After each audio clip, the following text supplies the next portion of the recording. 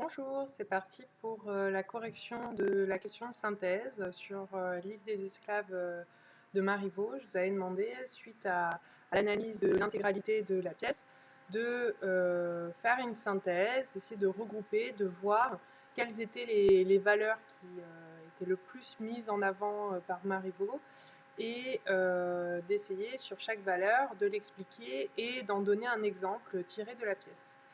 Donc j'ai eu plusieurs travaux bien faits, intéressants, très justes de plusieurs élèves. C'était pas un travail très compliqué dans la mesure où ces valeurs étaient assez évidentes et en plus avec le corrigé du cours, il suffisait en fait de les relever au fur et à mesure. Mais les quelques élèves qui ont fait le travail l'ont vraiment bien fait et ont bien compris ce que Marivaux voulait nous montrer. Déjà, le point commun de toutes ces valeurs, c'est que ce sont des valeurs humanistes. Humanistes, vous reconnaissez le mot humain dedans, c'est-à-dire qu'on met l'être humain au centre, que c'est tout le point commun de toutes ces valeurs, c'est l'être humain, elles sont en rapport avec l'être humain, c'est pour le bien de l'être humain. Et alors on pourrait peut-être que vous pensez que toutes les valeurs sont en rapport avec l'être humain, mais c'est pas du tout le cas. Il y a des valeurs comme l'argent, le pouvoir. Je peux penser aussi par exemple à la patrie, où en fait là c'est pas tellement l'humain qui compte, mais c'est la nation que l'on doit défendre, que l'on doit valoriser. Voilà, il y a des gens qui sont animés par la valeur de l'argent, parce que leur but dans la vie et ce qui est important pour eux, leur échelle de valeur, c'est-à-dire ce qui va faire que quelqu'un est mieux que quelqu'un d'autre, c'est l'argent, ou alors c'est le pouvoir, le fait d'avoir beaucoup de pouvoir qui est important. Donc on voit que justement Marivaux, lui, prend le contre-pied de tout ça, alors même qu'il vit à une époque, je vous le rappelle, hein, au XVIIIe siècle, avant la Révolution française, où les valeurs qui sont en fait mises en avant sont celles des maîtres Iphicrate et Euphrosyne, à savoir celles de la noblesse, c'est-à-dire que ceux qui sont nés nobles, aristocrates, ont du pouvoir sur ceux qui ne le sont pas, qui sont nés pauvres, et où ce qui compte, c'est d'être riche et d'avoir du pouvoir. Et donc, effectivement, Milo l'a très bien remarqué. Les valeurs qui sont mises en avant par Marivaux sont, pour certaines, des valeurs qu'on retrouve dans les fondements de la République à venir, hein, avec la Déclaration des droits de l'homme et du citoyen, comme par exemple voilà, les valeurs que l'on retrouve sur le fronton de nos mairies, c'est liberté, égalité, fraternité. Alors, première valeur que tout le monde a trouvée, puisque c'est vraiment je pense la plus importante, et puis celle qui nous marque le plus, c'est la compassion, l'empathie, c'est-à-dire donc ce sont des synonymes, hein, les deux. Compassion vient plutôt du latin, compatere, ça veut dire souffrir, ressentir cum avec quelqu'un. Empathie, empathein en grec, ça veut dire, ça va même un peu plus loin, ça veut dire souffrir dans quelqu'un, c'est-à-dire je me mets vraiment dans la peau de quelqu'un d'autre et ce qu'il ressent, c'est comme si moi-même je le vivais à l'intérieur de moi. Donc souffrir à l'intérieur de soi de ce dont souffre l'autre. Et c'est vraiment des valeurs très importantes puisqu'elles permettent de se mettre à la place de l'autre, de savoir ce qu'il ressent. Et donc du coup, vous voyez bien que quand, à chaque fois par exemple que vous êtes en colère contre quelqu'un, vous vous mettez à sa place et vous voyez les choses de son point de vue, vous vous rendez compte que s'il agit de cette façon-là, c'est qu'il y a une raison en fait. C'est que voilà, il a mal vécu quelque chose, il a peut-être des défauts, etc. Et ça ne veut pas forcément dire qu'on va lui pardonner, mais en tout cas, au moins, on comprend la façon dont il fonctionne. Et ça évite du coup de créer une scission entre les gens en disant les autres, ils sont comme ça, moi, je suis comme ça, alors qu'en fait, non. Hein, si on se met à la place des autres, on se rend compte à quel point en fait on peut se ressembler.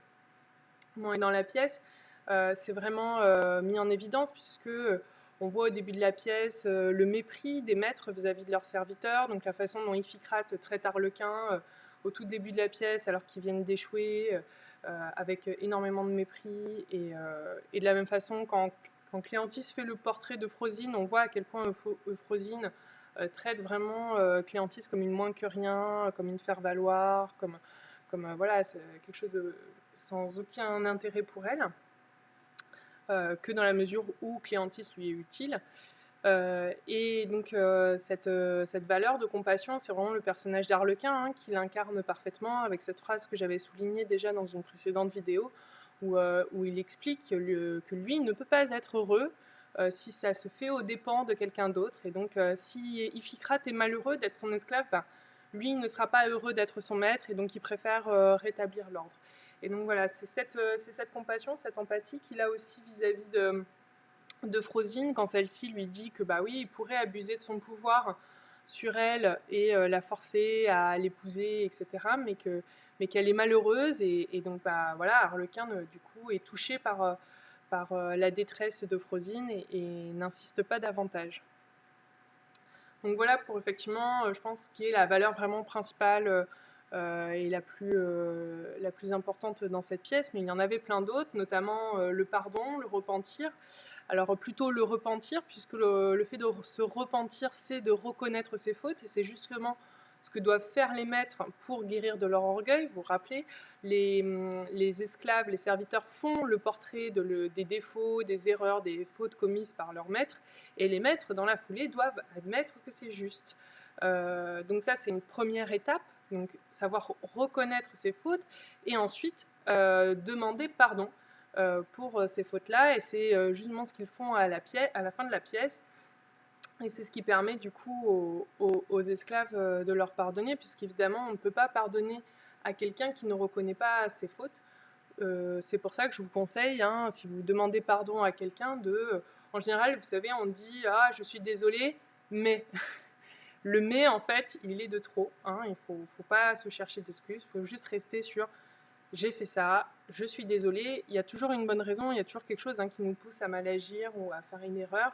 Mais si on veut vraiment demander pardon, il faut juste accepter pleinement son erreur, et il n'y a que comme ça qu'on peut se faire pardonner et qu'on peut aller de l'avant et qu'on peut reconstruire quelque chose de solide par-dessus. Ensuite, il y a la générosité et l'altruisme qui ont bien été aussi mis en avant par plusieurs élèves.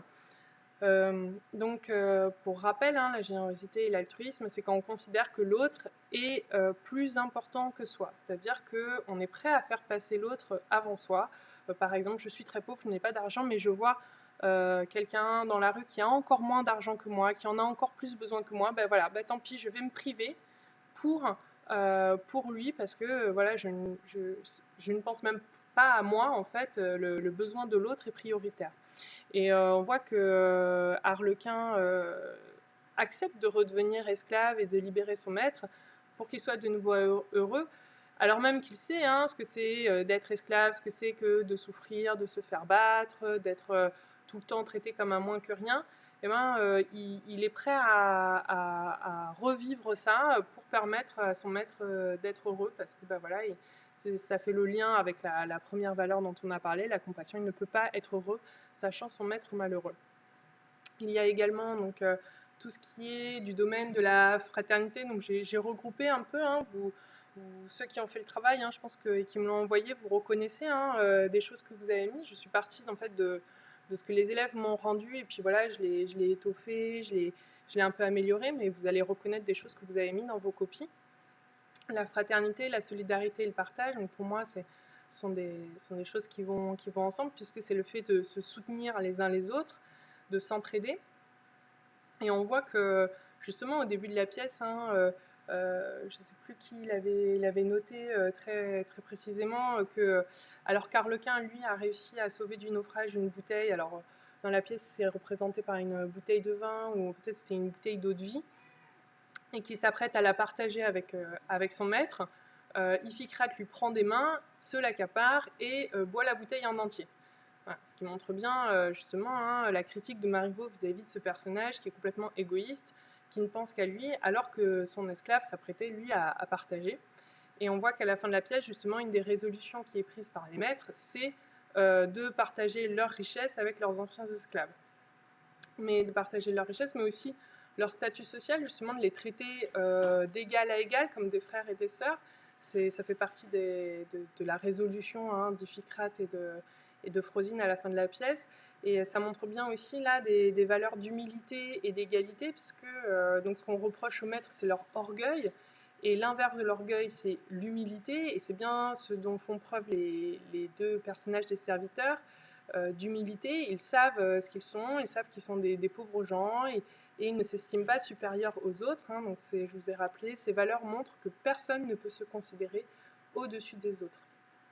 Donc l'égalité, on est tous à égalité, et l'humilité, ça va même un peu plus loin, c'est de se dire, c'est en lien, vous voyez, avec la générosité et l'altruisme, c'est de dire, mais moi je ne suis rien en fait, je ne compte pas, je suis si peu de choses sur Terre que en fait je ne mérite pas qu'on m'accorde de l'importance. Et donc au début de la pièce, voilà, c'est ça, on voit que les maîtres sont pleins d'orgueil, qu'ils se croient supérieurs, qu'ils traitent mal leurs serviteurs, on voit par exemple que Iphicrate appelle Arlequin est, comme ça, donc il ne prend même pas la peine de l'appeler par son nom. Et là aussi, le personnage le plus valorisé de la pièce, hein, c'est bien Arlequin, qui, malgré sa grandeur, parfois sa naïveté, un peu sa bêtise, est en fait un véritable héros, parce que c'est lui qui fait preuve à la fois de compassion, de générosité, mais aussi d'humilité. Puisque même quand il est maître, il n'abuse pas de son pouvoir. Et on voit que Cléantys, elle est tentée de prendre sa revanche sur sa maîtresse. Et c'est Trivelin, le maître de l'île, qui l'en empêche et qui lui dit non, non, non, si vous abusez de votre pouvoir, maintenant que vous êtes devenu maître, vous serez vous-même puni après, puisqu'en fait vous faites les mêmes erreurs que vos maîtres, et donc vous devez être guéri de la même façon. Et on voit que Arlequin, lui, s'il taquine son maître, s'il le bouscule, c'est uniquement pour s'amuser, mais qu'il ne cherche pas du tout à prendre sa revanche ou à abuser de son pouvoir ou à profiter de la situation. Je me répète, hein, mais là aussi, quand il est avec Euphrosine, alors qu'il éprouve de l'amour, enfin en tout cas de l'attirance pour elle, à partir du moment où elle lui dit que ce n'est pas réciproque et qu'elle est malheureuse, il ne cherche pas du tout à abuser de son pouvoir ou même à essayer de la convaincre.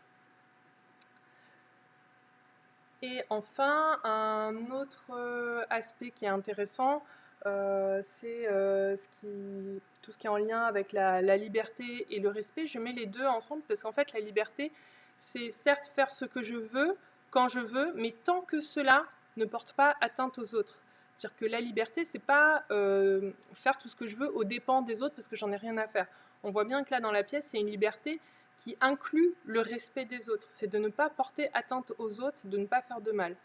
C'est assez intéressant, puisque voilà, l'idée, hein, c'est justement de montrer aussi à la fin de la pièce que les maîtres et les esclaves peuvent être libres ensemble, et qu'en fait il y a de la place pour tout le monde dans le concept d'égalité, de liberté, et que cette société où il y en a qui sont libres et d'autres qui ne le sont pas, en fait, n'a pas de sens.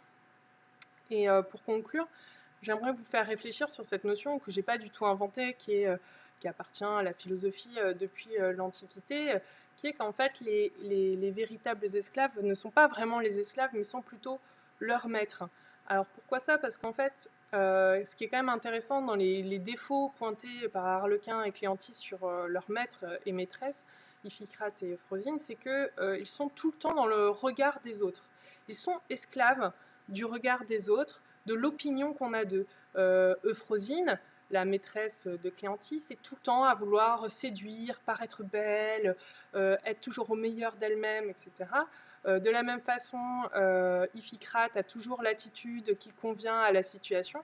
Et en fait, ces personnages sont profondément hypocrites. Il y a Enzo qui parlait dans son devoir de sincérité. Et c'est vrai que pour moi, je le relie à ça, à cette notion de liberté, puisqu'en fait, être sincère dans la pièce, c'est une forme de liberté. Et on voit que Marivaux se moque justement de ces conventions qui enferment les gens, qui les rendent esclaves, qui les poussent voilà, à toujours faire semblant, à toujours jouer la comédie, à adopter un langage complètement ridicule, comme on le voit quand les deux serviteurs essayent de jouer au maître et se font la cour avec des belles paroles complètement ridicules. Voilà, donc cette petite notion aussi, hein, si vous pouvez vous aussi réfléchir à cette notion de liberté. Est-ce que vous êtes vraiment libre? Quelles sont les choses dont vous êtes dépendant? Quelles sont les choses qui vous empêchent d'être pleinement vous-même? Et une fois que vous serez libéré réellement de ça, vous verrez, c'est un sentiment assez jouissif. Voilà, je vous laisse donc pour cette synthèse des valeurs de la pièce de Marivaux.